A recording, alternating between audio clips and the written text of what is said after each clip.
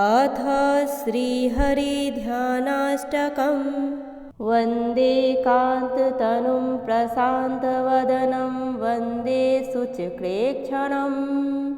वन्दे मेघनिभं महाम्बुजकरं वन्दे पदालक्तकं वन्दे कोटिर्विधूतिधृतिहरं वन्दे सुवर्णान्वितं वन्दे नीलकलेवरं स्मितहसं वन्दे सदा श्रीहरिं वन्दे श्रोणितटे सुपीतवसनं वन्दे महाकौस्तुभं वन्दे शीर्षपटे सुरम्यमुकुटं वन्दे लसन्मौक्तिकम् वन्दे कङ्कणराजितं करयुगे वन्देतिभूषोज्ज्वलं वन्दे सुन्दरभालभागतिलकं वन्दे सदा श्रीहरिं वन्दे चक्रकरं करे कमलिनं वन्दे गदाधारिणम् वन्दे शङ्खधरं स्यमन्तककरं वन्दे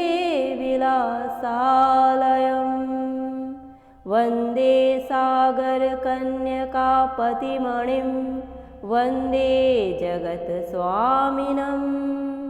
वन्दे सत्त्वमयं विहङ्गमनं वन्दे सदा श्रीहरिं वन्दे विश्वपतिं सुरेश्वरपतिं वन्दे धरित्रीपतिं वन्दे लोकपतिं सुदर्शनपतिं वन्दे मराणां पतिं वन्दे शङ्खपतिं गदावरपतिं वन्दे ग्रहाणां पतिं वन्दे तार्क्षणपतिं चतुर्युगपतिं वन्दे सदा श्रीहरिं वन्दे ब्रह्मपतिं महेश्वरपतिं वन्देऽखिलानां पतिं वन्दे शाङ्खपतिं विकर्तनपतिं वन्दे प्रजानां पतिं वन्दे यज्ञपतिं च कौस्तुभपतिं वन्दे मुनीनां पतिं वन्दे भक्तपतिं भवार्णवपतिं वन्दे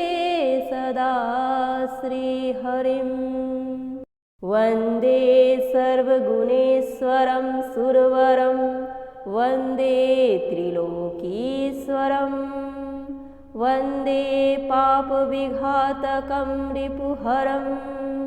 वन्दे शुभायत्तनं वन्दे साधुपतिं चराचरपतिं वन्दे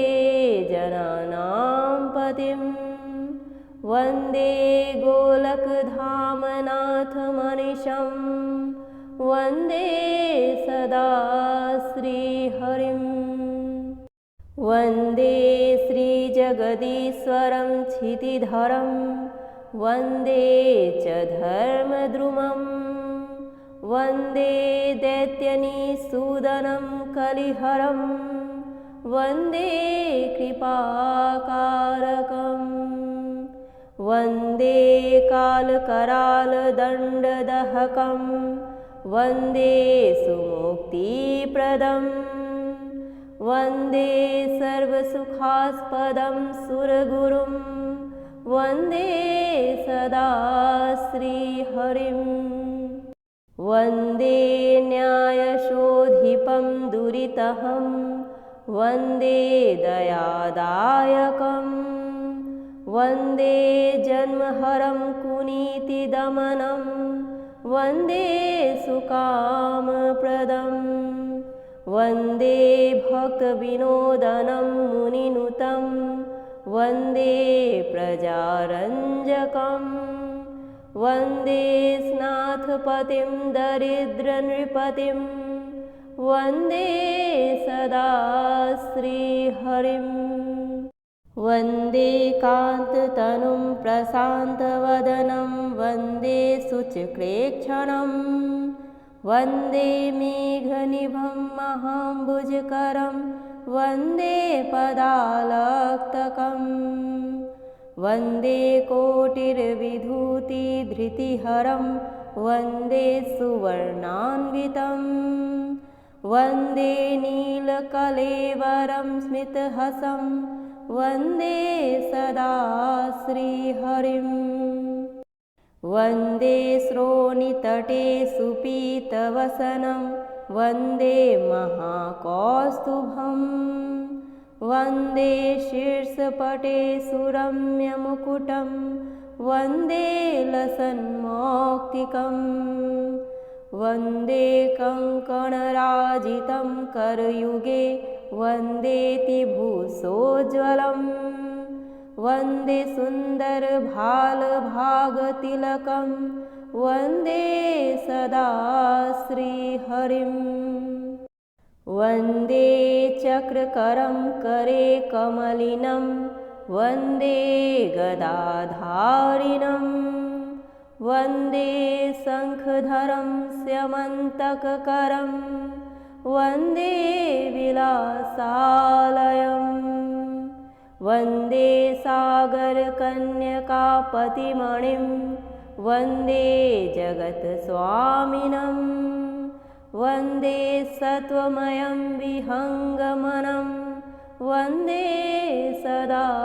श्रीहरिम् वन्दे विश्वपतिं सुरेश्वरपतिं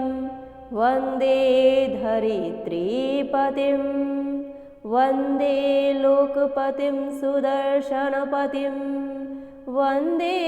मराणां पतिम् वन्दे शङ्खपतिं गदावरपतिं वन्दे ग्रहाणां पतिं वन्दे तार्क्षणपतिं चतुर्युगपतिं वन्दे सदा श्रीहरिम् वन्दे ब्रह्मपतिं महेश्वरपतिं वन्देऽखिलानां पतिं वन्दे शाङ्गपतिं विकर्तनपतिं वन्दे प्रजानां पतिं वन्दे यज्ञपतिं च कौस्तुभपतिं वन्दे मुनीनां पतिं वन्दे भक्तपतिं भवार्णवपतिं वन्दे सदा श्रीहरिम् वन्दे सर्वगुणेश्वरं सुरवरं वन्दे त्रिलोकीश्वरं वन्दे पापविघातकं रिपुहरं वन्दे शुभायत्तनं वन्दे साधुपतिं चराचरपतिं वन्दे जनानां पतिं वन्दे गोलकधामनाथमनिशं वन्दे सदा श्रीहरिम् वन्दे श्रीजगदीश्वरं क्षितिधरं वन्दे च धर्मद्रुमं वन्दे दैत्यनिसूदनं कलिहरं वन्दे कृपाकारकम् वन्दे कालकरालदण्डदहकं वन्दे सुमुक्तिप्रदं वन्दे सर्वसुखास्पदं सुरगुरुं वन्दे सदा श्रीहरिम् वन्दे न्यायशोधिपं दुरितहं वन्दे दयादायकं वन्दे जन्महरं कुनीतिदमनं वन्दे सुकामप्रदं वन्दे भक्तविनोदनं मुनिनुतं वन्दे प्रजारञ्जकम् वन्दे स्नाथपतिं दरिद्रनृपतिं वन्दे सदा श्रीहरिम् वन्दे कान्ततनुं प्रशान्तवदनं वन्दे शुचिक्लेक्षणं वन्दे मेघनिभं महाम्बुजकरं वन्दे पदालक्तकम् वन्दे कोटिर्विधूतिधृतिहरं वन्दे सुवर्णान्वितम् वन्दे नीलकलेवरं स्मितहसं वन्दे सदा श्रीहरिम् वन्दे श्रोणितटे सुपीतवसनं वन्दे महाकौस्तुभम् वन्दे शीर्षपटे सुरम्यमुकुटं वन्दे लसन्मौक्तिकम् वन्दे कङ्कणराजितं करयुगे वन्देतिभूषोज्ज्वलम् वन्दे सुन्दरभालभागतिलकं वन्दे सदा श्रीहरिम् वन्दे चक्रकरं करे कमलिनं वन्दे गदाधारिणम् वन्दे शङ्खधरं स्यमन्तककरं वन्दे विलासालयम् वन्दे सागरकन्यकापतिमणिं वन्दे जगत्स्वामिनं वन्दे सत्त्वमयं विहङ्गमनं वन्दे सदा श्रीहरिम् वन्दे विश्वपतिं सुरेश्वरपतिं वन्दे धरित्रीपतिं वन्दे लोकपतिं सुदर्शनपतिं वन्दे मराणां पतिं वन्दे शङ्खपतिं गदावरपतिं वन्दे ग्रहाणां पतिं वन्दे तार्क्षणपतिं चतुर्युगपतिं वन्दे सदा श्रीहरिम् वन्दे ब्रह्मपतिं महेश्वरपतिं वन्देऽखिलानां पतिं वन्दे शाङ्खपतिं विकर्तनपतिं वन्दे प्रजानां पतिं वन्दे यज्ञपतिं च कौस्तुभपतिं वन्दे मुनीनां पतिं वन्दे भक्तपतिं भवार्णवपतिं वन्दे सदा श्रीहरिम् वन्दे सर्वगुणेश्वरं सुरवरं वन्दे त्रिलोकीश्वरम् वन्दे पापविघातकं रिपुहरं वन्दे शुभायत्तनम् वन्दे साधुपतिं चराचरपतिं वन्दे जनानां पतिं वन्दे गोलकधामनाथमनिशं वन्दे सदा श्रीहरिम् वन्दे श्रीजगदीश्वरं क्षितिधरं वन्दे च धर्मद्रुमम् वन्दे दैत्यनिसूदनं कलिहरं वन्दे कृपाकारकम् वन्दे कालकरालदण्डदहकं वन्दे सुमुक्तिप्रदम् वन्दे सर्वसुखास्पदं सुरगुरुं वन्दे सदा श्रीहरिम् वन्दे न्यायशोधिपं दुरितहं वन्दे दयादायकम् वन्दे जन्महरं कुनीतिदमनं वन्दे सुकामप्रदं वन्दे भक्तविनोदनं मुनिनुतं वन्दे प्रजारञ्जकं वन्दे स्नाथपतिं दरिद्रनृपतिं वन्दे सदा श्रीहरिम् वन्दे कान्ततनुं प्रशान्तवदनं वन्दे शुचिक्लेक्षणं वन्दे मेघनिभं महाम्बुजकरं वन्दे पदालक्तकं वन्दे कोटिर्विधूतिधृतिहरं वन्दे सुवर्णान्वितं वन्दे नीलकलेवरं स्मितहसं वन्दे सदा श्रीहरिम् वन्दे श्रोणितटे सुपीतवसनं वन्दे महाकौस्तुभं वन्दे शीर्षपटे सुरम्यमुकुटं वन्दे लसन्मौक्तिकं वन्दे कङ्कणराजितं करयुगे वन्देतिभूषोज्ज्वलं वन्दे सुन्दरभालभागतिलकं वन्दे सदा श्रीहरिम् वन्दे चक्रकरं करे कमलिनं वन्दे गदाधारिणं वन्दे शङ्खधरं स्यमन्तककरं वन्दे विलासालयम् वन्दे सागरकन्यकापतिमणिं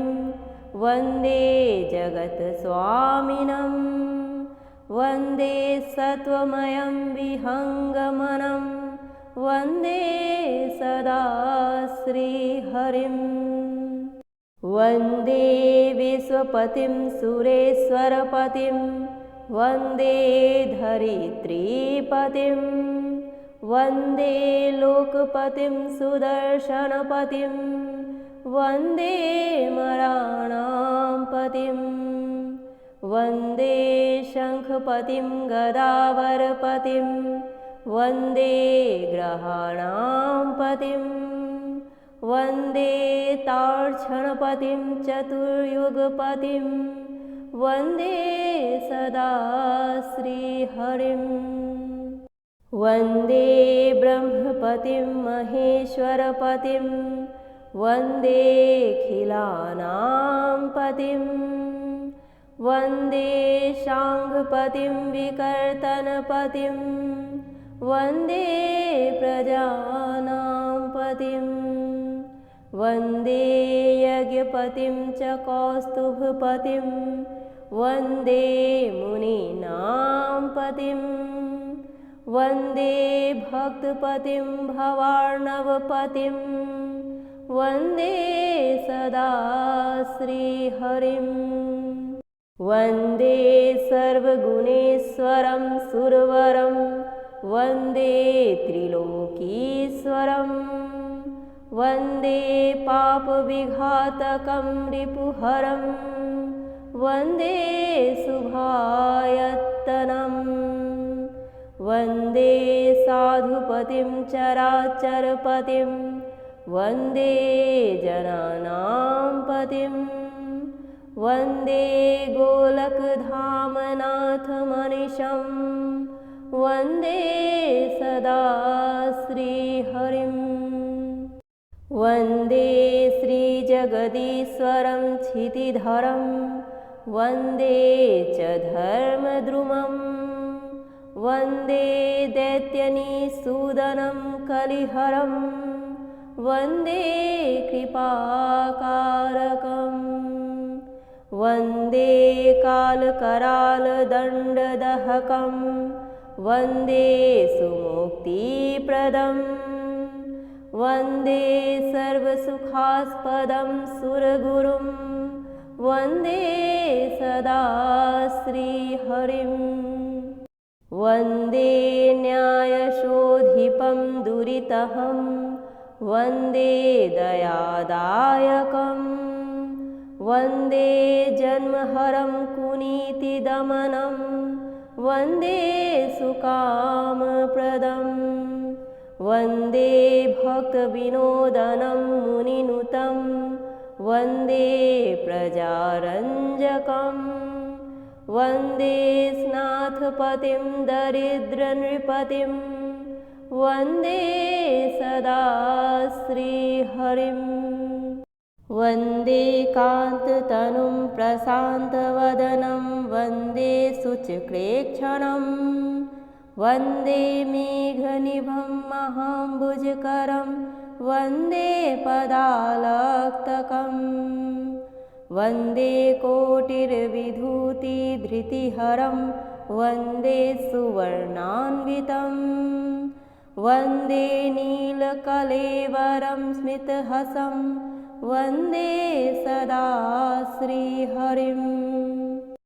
वन्दे श्रोणितटे सुपीतवसनं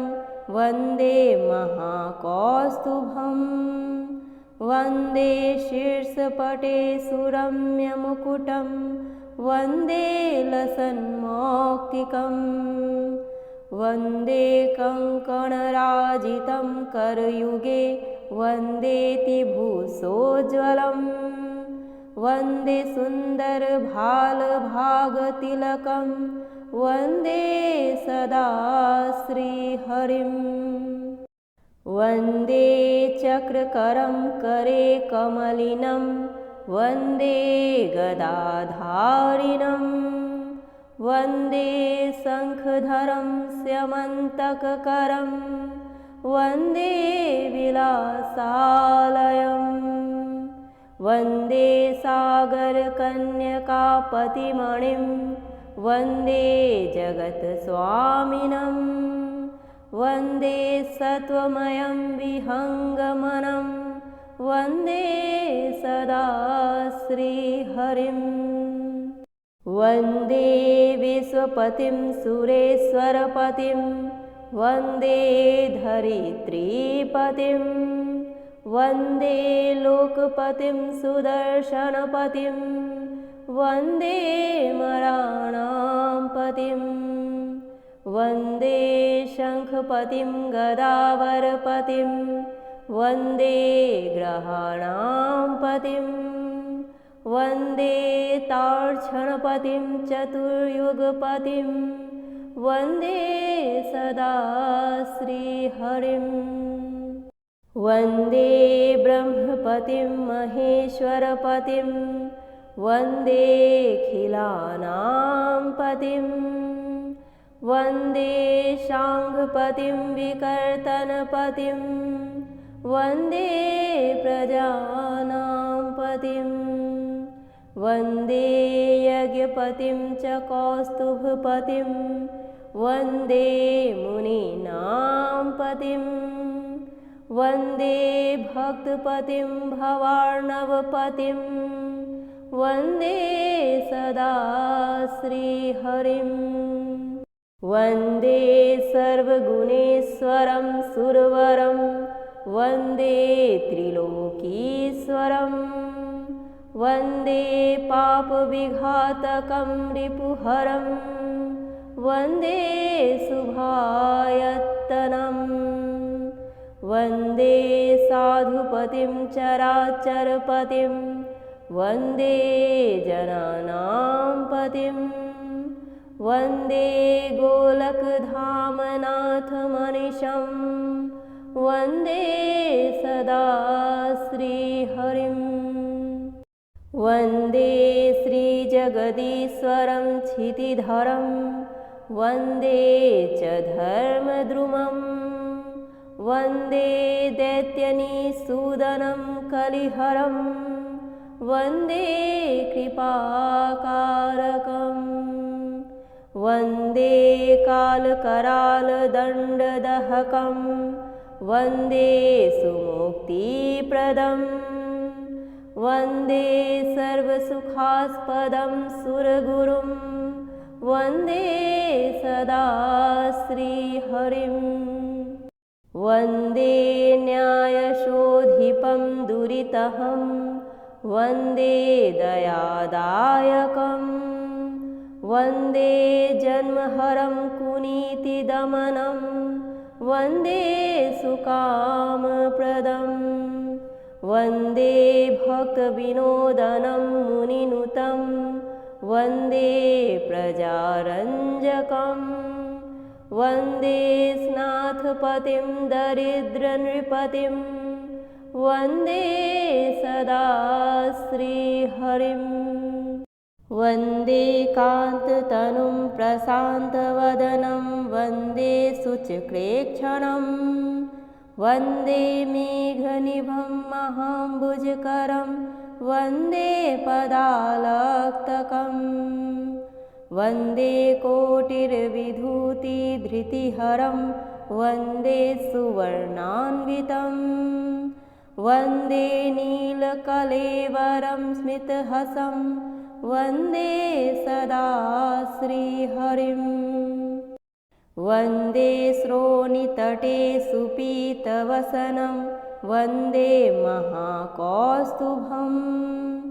वन्दे शीर्षपटे सुरम्यमुकुटं वन्दे लसन्मौक्तिकं वन्दे कङ्कणराजितं करयुगे वन्देतिभूषोज्ज्वलं वन्दे सुन्दरभालभागतिलकं वन्दे सदा श्रीहरिं वन्दे चक्रकरं करे कमलिनं वन्दे गदाधारिणं वन्दे शङ्खधरं स्यमन्तककरं वन्दे विलासालयं वन्दे सागरकन्यकापतिमणिं वन्दे जगत्स्वामिनं वन्दे सत्त्वमयं विहङ्गमनं वन्दे सदा श्रीहरिं वन्दे विश्वपतिं सुरेश्वरपतिं वन्दे धरित्रीपतिं वन्दे लोकपतिं सुदर्शनपतिं वन्दे मराणां पतिं वन्दे शङ्खपतिं गदावरपतिं वन्दे ग्रहाणां पतिं वन्दे तार्क्षणपतिं चतुर्युगपतिं वन्दे सदा श्रीहरिं वन्दे ब्रह्मपतिं महेश्वरपतिं वन्देऽखिलानां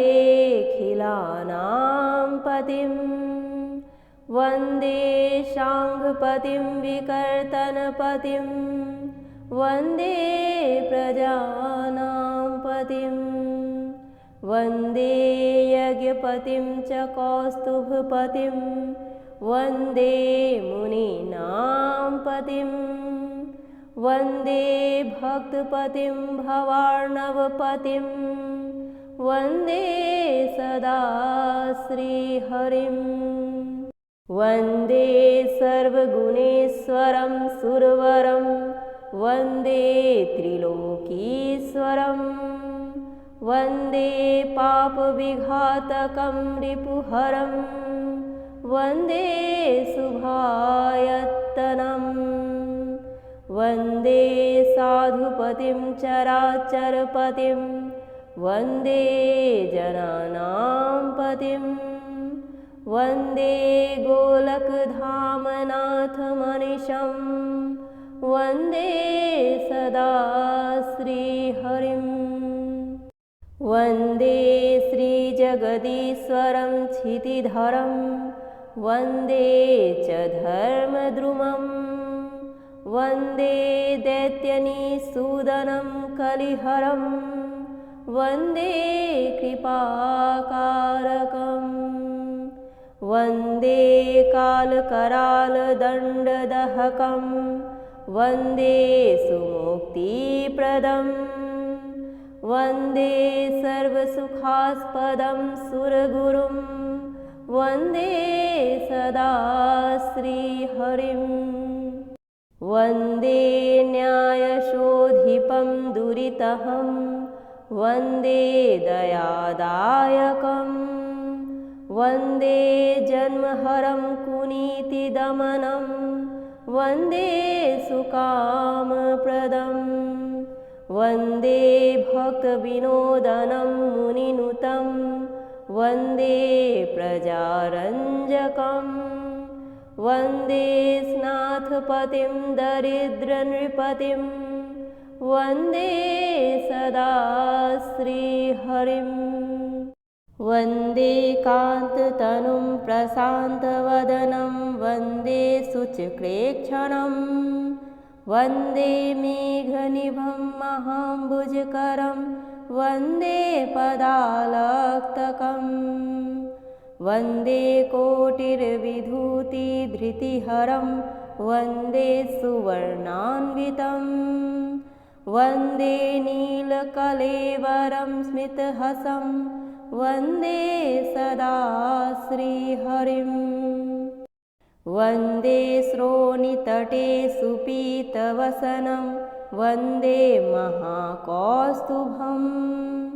वन्दे शीर्षपटे सुरम्यमुकुटं वन्दे लसन्मौक्तिकम् वन्दे कङ्कणराजितं करयुगे वन्देतिभूषोज्ज्वलं वन्दे सुन्दरभालभागतिलकं वन्दे सदा श्रीहरिं वन्दे चक्रकरं करे कमलिनं वन्दे गदाधारिणं वन्दे शङ्खधरं स्यमन्तककरं वन्दे विलासालयं वन्दे सागरकन्यकापतिमणिं वन्दे जगत्स्वामिनं वन्दे सत्त्वमयं विहङ्गमनं वन्दे सदा श्रीहरिं वन्दे विश्वपतिं सुरेश्वरपतिं वन्दे धरित्रीपतिं वन्दे लोकपतिं सुदर्शनपतिं वन्दे मराणां पतिं वन्दे शङ्खपतिं गदावरपतिं वन्दे ग्रहाणां पतिं वन्दे तार्क्षणपतिं चतुर्युगपतिं वन्दे सदा श्रीहरिं वन्दे ब्रह्मपतिं महेश्वरपतिं वन्देऽखिलानां पतिं वन्दे शाङ्गपतिं विकर्तनपतिं वन्दे प्रजानां पतिं वन्दे यज्ञपतिं च कौस्तुभपतिं वन्दे मुनीनां पतिं वन्दे भक्तपतिं भवार्णवपतिं वन्दे सदा श्रीहरिं वन्दे सर्वगुणेश्वरं सुरवरं वन्दे त्रिलोकीश्वरं वन्दे पापविघातकं रिपुहरं वन्दे शुभायत्तनं वन्दे साधुपतिं चराचरपतिं वन्दे जनानां पतिं वन्दे गोलकधामनाथमनिशं वन्दे सदा श्रीहरिं वन्दे श्रीजगदीश्वरं क्षितिधरं वन्दे च धर्मद्रुमं वन्दे दैत्यनिसूदनं कलिहरं वन्दे कृपाकारकं वन्दे कालकरालदण्डदहकं वन्दे सुमुक्तिप्रदं वन्दे सर्वसुखास्पदं सुरगुरुं वन्दे सदा श्रीहरिं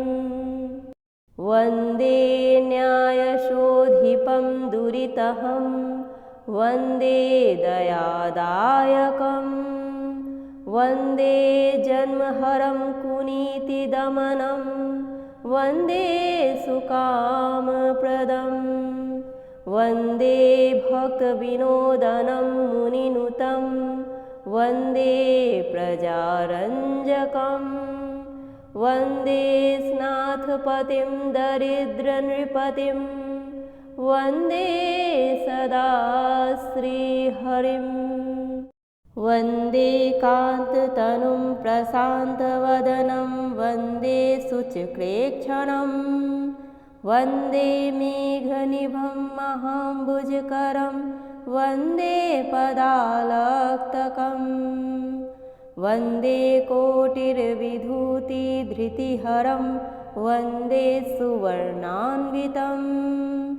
वन्दे नीलकलेवरं स्मितहसं वन्दे सदा श्रीहरिं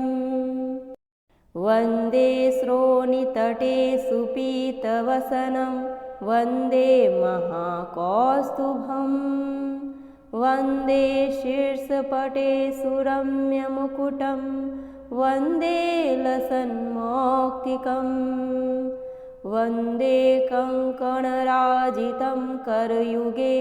वन्देतिभूषोज्ज्वलं वन्दे सुन्दरभालभागतिलकं वन्दे सदा श्रीहरिं वन्दे चक्रकरं करे कमलिनं वन्दे गदाधारिणं वन्दे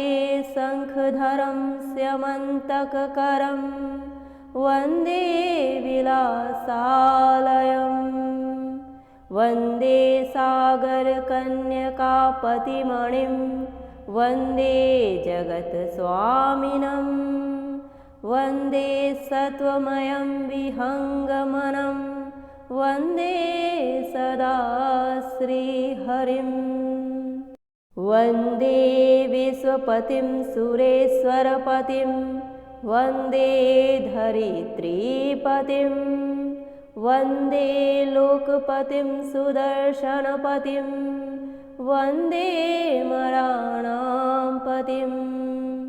वन्दे शङ्खपतिं गदावरपतिं वन्दे ग्रहाणां पतिं वन्दे तार्क्षणपतिं चतुर्युगपतिं वन्दे सदा श्रीहरिं वन्दे ब्रह्मपतिं महेश्वरपतिं वन्देऽखिलानां पतिं वन्दे शाङ्गपतिं विकर्तनपतिं वन्दे प्रजानां पतिं वन्दे यज्ञपतिं च कौस्तुभपतिं वन्दे मुनीनां पतिं वन्दे भक्तपतिं भवार्णवपतिं वन्दे सदा श्रीहरिं वन्दे सर्वगुणेश्वरं सुरवरं वन्दे त्रिलोकीश्वरं वन्दे पापविघातकं रिपुहरं वन्दे शुभायत्तनं वन्दे साधुपतिं चराचरपतिं वन्दे जनानां पतिं वन्दे गोलकधामनाथमनिशं वन्दे सदा श्रीहरिं वन्दे श्रीजगदीश्वरं क्षितिधरं वन्दे च धर्मद्रुमं वन्दे दैत्यनिसूदनं कलिहरं वन्दे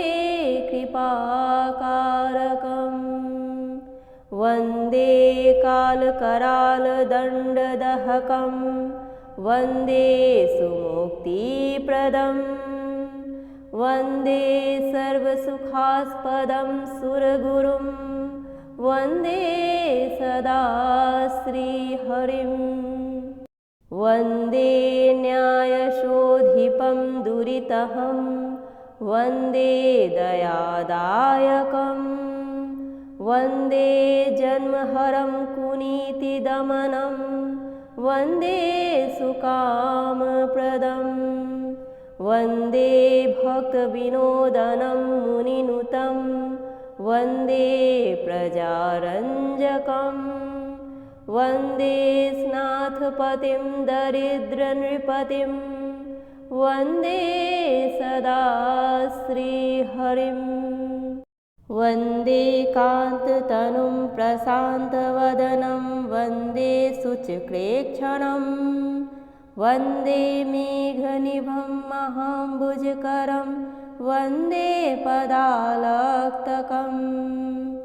वन्दे कोटिर्विधूतिधृतिहरं वन्दे सुवर्णान्वितं वन्दे नीलकलेवरं स्मितहसं वन्दे सदा श्रीहरिं वन्दे श्रोणितटे सुपीतवसनं वन्दे महाकौस्तुभम् वन्दे शीर्षपटे सुरम्यमुकुटं वन्दे लसन्मौक्तिकं वन्दे कङ्कणराजितं करयुगे वन्देतिभूषोज्ज्वलं वन्दे सुन्दरभालभागतिलकं वन्दे सदा श्रीहरिम् वन्दे चक्रकरं करे कमलिनं वन्दे गदाधारिणं वन्दे शङ्खधरं स्यमन्तककरं वन्दे विलासालयं वन्दे सागरकन्यकापतिमणिं वन्दे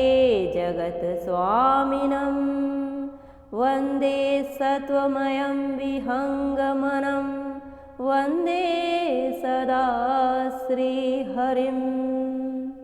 वन्दे विश्वपतिं सुरेश्वरपतिं वन्दे धरित्रीपतिं वन्दे लोकपतिं सुदर्शनपतिं वन्दे मराणां पतिम् वन्दे शङ्खपतिं गदावरपतिं वन्दे ग्रहाणां पतिं वन्दे तार्क्षणपतिं चतुर्युगपतिं वन्दे सदा श्रीहरिं वन्दे ब्रह्मपतिं महेश्वरपतिं वन्देऽखिलानां पतिं वन्दे शाङ्खपतिं विकर्तनपतिं वन्दे प्रजानां पतिं वन्दे यज्ञपतिं च कौस्तुभपतिं वन्दे मुनीनां पतिं वन्दे भक्तपतिं भवार्णवपतिं वन्दे सदा श्रीहरिम् वन्दे सर्वगुणेश्वरं सुरवरं वन्दे त्रिलोकीश्वरं वन्दे पापविघातकं रिपुहरं वन्दे शुभायत्तनं वन्दे साधुपतिं चराचरपतिं वन्दे जनानां पतिं वन्दे गोलकधामनाथमनिशं वन्दे सदा श्रीहरिं वन्दे श्रीजगदीश्वरं क्षितिधरं वन्दे च धर्मद्रुमं वन्दे दैत्यनिसूदनं कलिहरं वन्दे कृपाकारकम्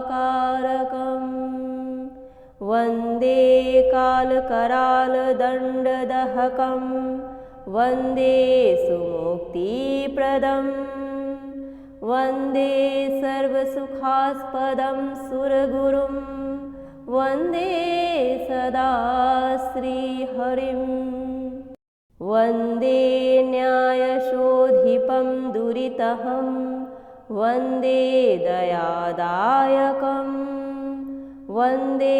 जन्महरं कुनीतिदमनं वन्दे सुकामप्रदं वन्दे भक्तविनोदनं मुनिनुतं वन्दे प्रजारञ्जकं वन्दे स्नाथपतिं दरिद्रनृपतिं वन्दे सदा श्रीहरिं वन्दे कान्ततनुं प्रशान्तवदनं वन्दे शुचिक्लेक्षणं वन्दे मेघनिभं महाम्बुजकरं वन्दे पदालक्तकं वन्दे कोटिर्विधूतिधृतिहरं वन्दे सुवर्णान्वितं वन्दे नीलकलेवरं स्मितहसं वन्दे सदा श्रीहरिं वन्दे श्रोणितटे सुपीतवसनं वन्दे महाकौस्तुभं वन्दे शीर्षपटे सुरम्यमुकुटं वन्दे लसन्मौक्तिकं वन्दे कङ्कणराजितं करयुगे वन्देतिभूषोज्ज्वलं वन्दे सुन्दरभालभागतिलकं वन्दे सदा श्रीहरिं वन्दे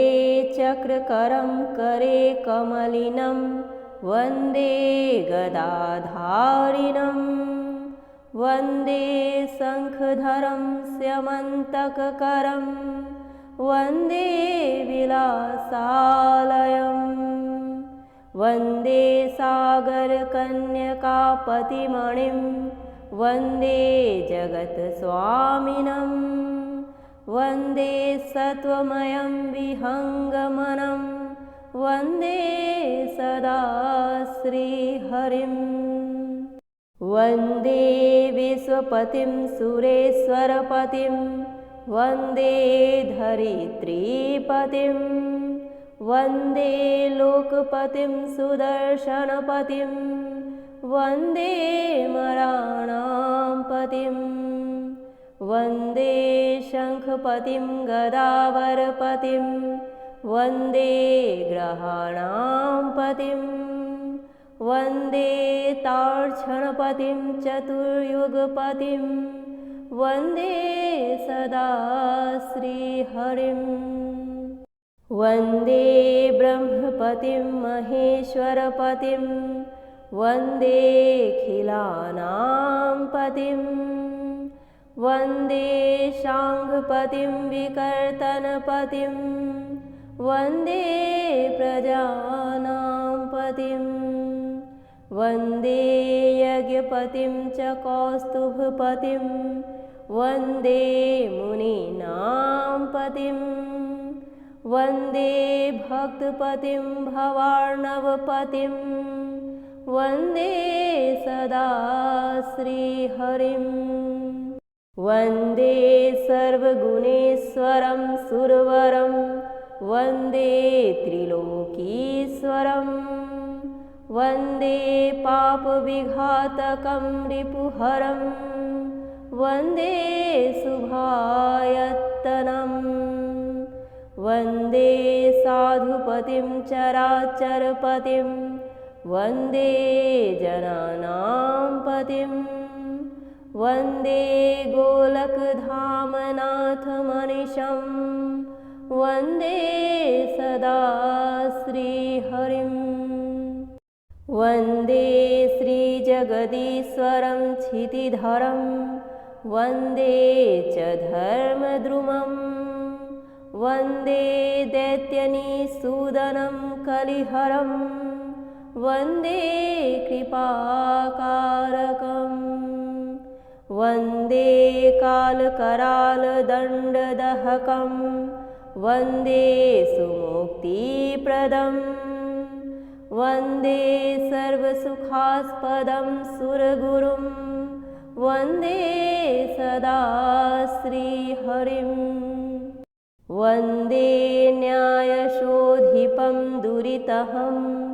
वन्दे दयादायकं वन्दे जन्महरं कुनीतिदमनं वन्दे सुकामप्रदं वन्दे भक्तविनोदनं मुनिनुतं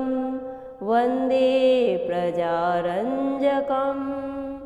वन्दे स्नाथपतिं दरिद्रनृपतिं वन्दे सदा श्रीहरिम् वन्दे कान्ततनुं प्रशान्तवदनं वन्दे शुचक्लेक्षणं वन्दे मेघनिभं महाम्बुजकरं वन्दे पदालक्तकं वन्दे कोटिर्विधूतिधृतिहरं वन्दे सुवर्णान्वितं वन्दे नीलकलेवरं स्मितहसं वन्दे सदा श्रीहरिम् वन्दे श्रोणितटे सुपीतवसनं वन्दे महाकौस्तुभं वन्दे शीर्षपटे सुरम्यमुकुटं वन्दे लसन्मौक्तिकं वन्दे कङ्कणराजितं करयुगे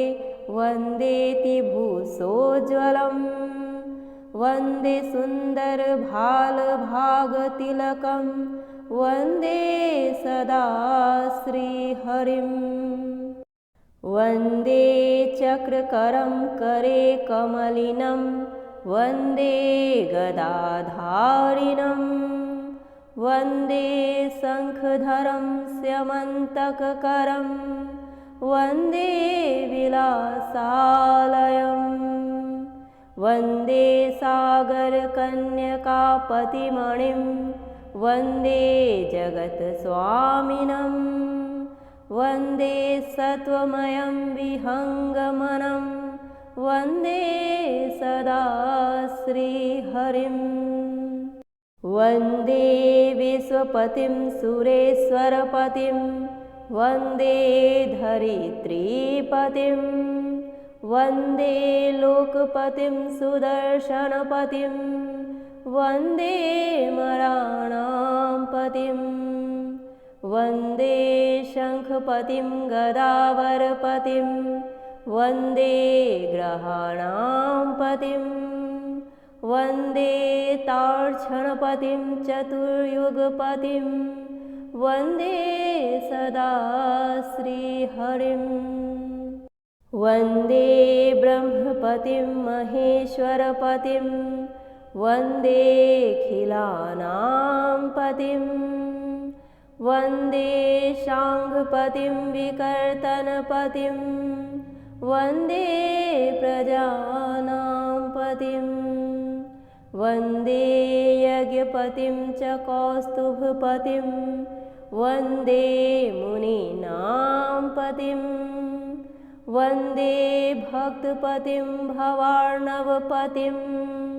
वन्दे सदा श्रीहरिम् वन्दे सर्वगुणेश्वरं सुरवरं वन्दे त्रिलोकीश्वरं वन्दे पापविघातकं रिपुहरं वन्दे शुभायत्तनं वन्दे साधुपतिं चराचरपतिं वन्दे जनानां पतिं वन्दे गोलकधामनाथमनिशं वन्दे सदा श्रीहरिम् वन्दे श्रीजगदीश्वरं क्षितिधरं वन्दे च धर्मद्रुमं वन्दे दैत्यनिसूदनं कलिहरं वन्दे कृपाकारकम् वन्दे कालकरालदण्डदहकं वन्दे सुमुक्तिप्रदं वन्दे सर्वसुखास्पदं सुरगुरुं वन्दे सदा श्रीहरिम् वन्दे न्यायशोधिपं दुरितहं वन्दे दयादायकं वन्दे जन्महरं कुनीतिदमनं वन्दे सुकामप्रदम् वन्दे भक्तविनोदनं मुनिनुतं वन्दे प्रजारञ्जकं वन्दे स्नाथपतिं दरिद्रनृपतिं वन्दे सदा श्रीहरिम्। इति श्री हरिध्यानाष्टकं सम्पूर्णम्।